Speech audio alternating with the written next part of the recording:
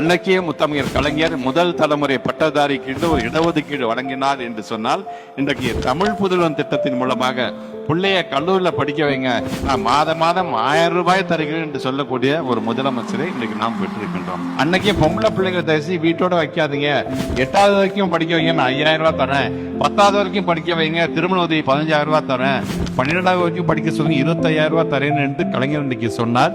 இன்றைக்கு நம்முடைய மாண்பு தமிழ்நாட்டுடைய முதலமைச்சர் இன்றைக்கு அதற்கான புதுமை பெண் திட்டத்தின் மூலமாக பிள்ளைய 12ஆம் வகுப்போட நிறுத்திடாதீங்க, கல்லூரியில் நீங்க சேர்த்து விடுங்க, நான் மாசம் அந்த பிள்ளைக்கு நான் 1000 ரூபாய் தருகிறேன் என்று சொல்லக்கூடிய ஒரு முதலமைச்சரை இன்றைக்கு நாம் பெற்றிருக்கின்றோம்.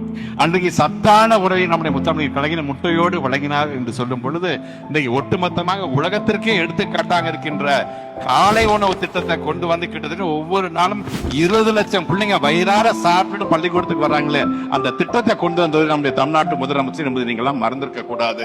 ஆக கலைஞர் அன்னைக்கு என்னென்னலாம் செய்தாரோ அதற்கு அடுத்தபடியாக ஒவ்வொரு திட்டத்தையும் கொண்டு வந்து கொண்டிருப்பவர் தான் தமிழ்நாட்டுடைய முதலமைச்சர்.